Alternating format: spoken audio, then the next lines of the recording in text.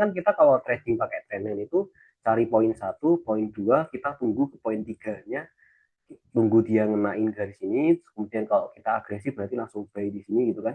Kita langsung ambil buy di sini pakai RR 1/2 contoh misal.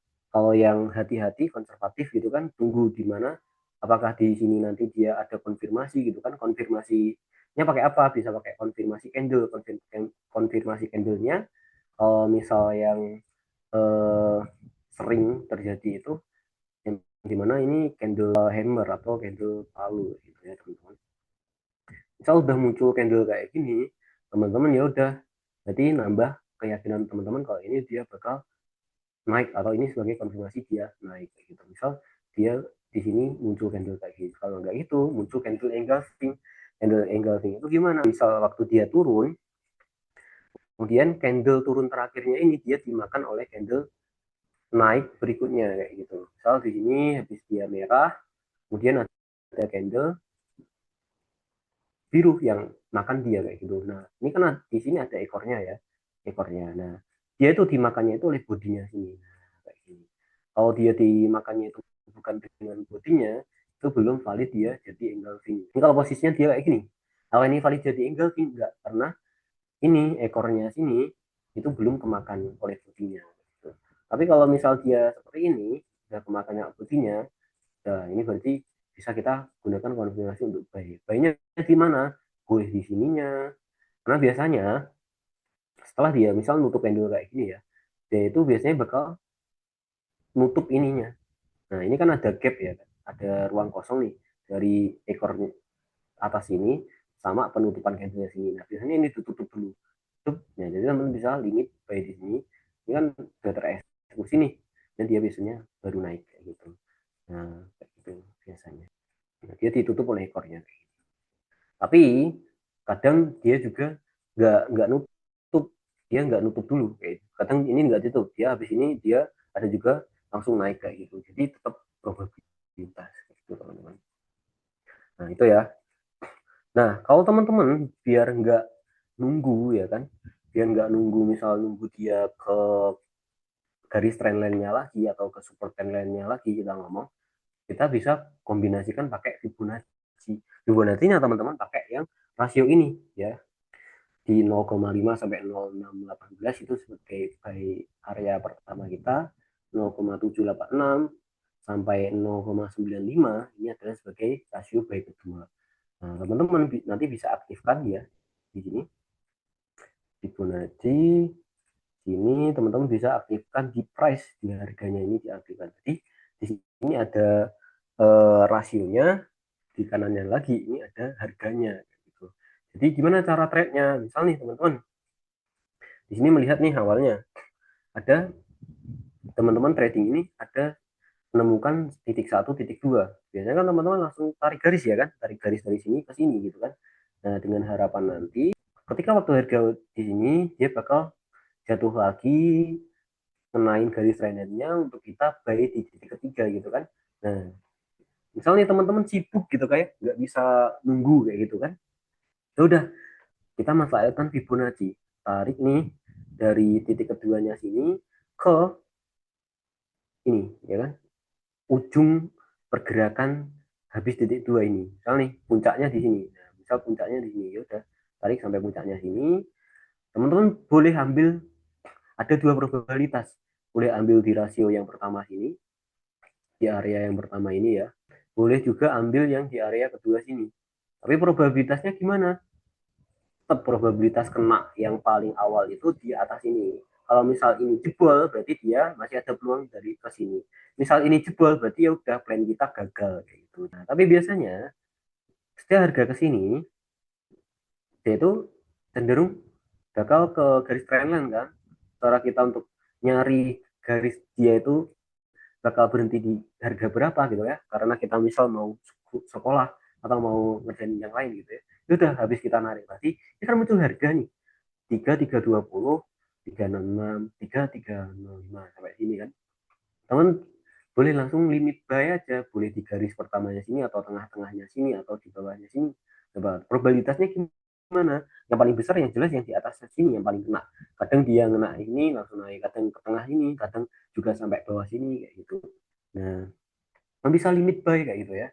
Bisa limit buy, SL-nya taruh misal tengah-tengahnya sini ya, antara 0,6 sampai 0,7 sini.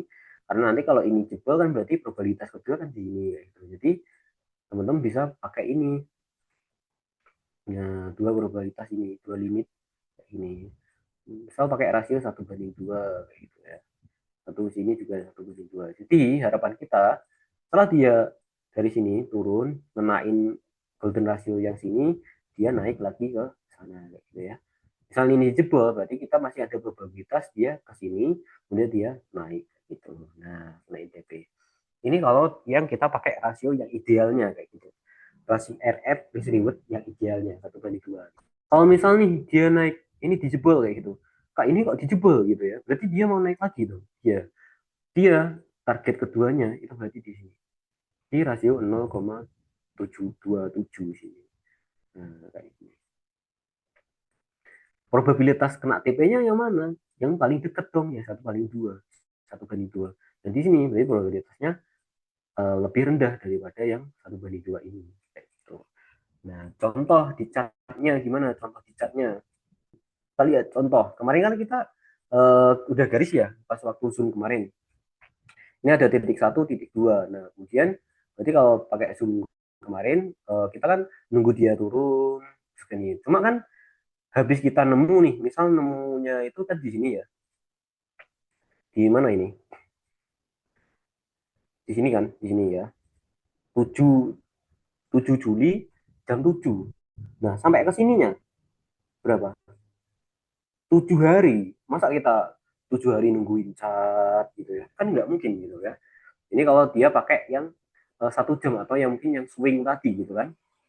Nah, jadi ya udah ketika kita udah nemu 1 2, kita tinggal pakai Fibonacci gitu kan. Tarik dari titik duanya sini ke kalau dia lagi turun berarti ke lembah lembah paling bawahnya di mana?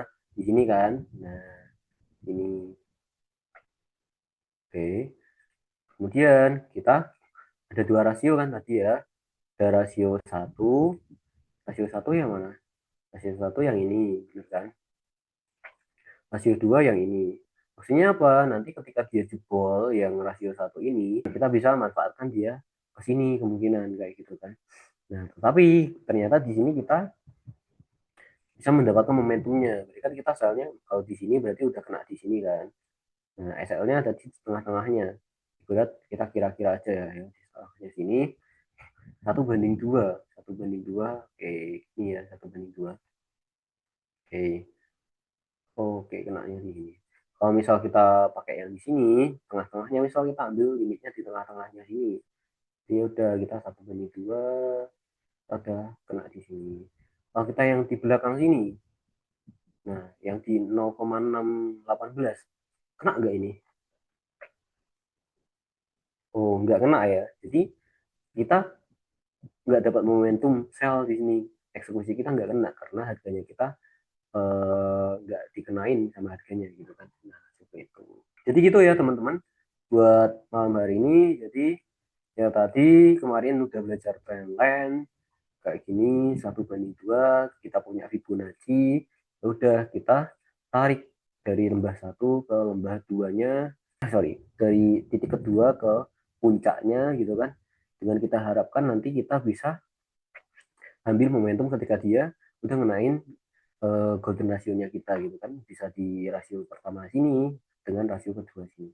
Itu cara kita trading pakai trendline dan juga Fibonacci ya. Jadi kan contohnya di H1 gitu kan. Teman-teman kalau misal kita pakai di M5 kak, M1 kak, M15 sama aja tetap bisa digunakan cara seperti itu. Sama aja gitu. Kita udah belajar trendline dan juga cara mengkomunikasikan dengan Fibonacci dengan juga dasar-dasarnya tadi ya. Jadi ini tambahan pengetahuan kan kayak gini. Soalnya kalau teman-teman kan sukanya biasanya lebih ke teknikalnya kan. Tapi pengetahuan kayak gini mungkin kalau teman-teman yang suka praktek di lapangan kan mungkin agak bosan. Kalau teman-teman yang kayak suka pengetahuan, suka baca kayak gitu kan, mungkin uh, suka juga dengan pengertian-pengertian kayak gitu. Kalau teknikal tadi ini, untuk caranya tadi ini kan 0,95 nggak ada ya sama 0,886. Jadi ini kan banyak rasio nih. Misal aku pakai yang ini, tak hidupin, tak ganti 0,95. Nanti tak matikan ya, apakah nanti tetap ada? Nah, ada kan kayak gitu. Jadi yang rasio di aku tulis di sini itu nggak ada, teman-teman bisa tambahkan mandiri kayak gitu. Misal yang minus 0,27 ini kan nggak ada. Jadi bisa ditambahkan mandiri. Untuk warnanya pun bisa disesuaikan kayak gitu kan. Oke, gimana Kak Engine sama Danis ada yang ditanyakan nggak Nes? Oke, kalau nggak ada aku cukupkan nanti teman-teman kalau kurang paham lagi boleh ditonton record record zoomnya malam hari ini ya. Nanti aku upload, teman-teman boleh tonton kembali kalau lupa, kalau misal ada aduh tadi aku sebenarnya pengen tanya tentang ini tapi lupa atau mungkin malu gitu kan, ya udah chat di grup aja, nanti kita bahas di sana gitu ya. Mungkin teman-teman udah belajar trendline gitu ya, ada satu dua, terus kemudian teman-teman narik ribu dari sini ke atas, kemudian nemu pola atau nemu momentum trading ini, plan trading ini, ya udah kirim grup aja nggak apa-apa, biar teman-teman yang misal nggak ada waktu untuk apa mapping kayak gitu ya atau buat trading plan, kan bisa nyontek dari punyanya teman-teman gitu kan. Tapi ya karena sekarang itu jangan nyontek ya mentah-mentah gitu ya. Misal Danes ngirim ke grup gitu kan, ya udah dicek kembali ya gitu di trading view ini bener nggak ini gambaran Danes ini gitu.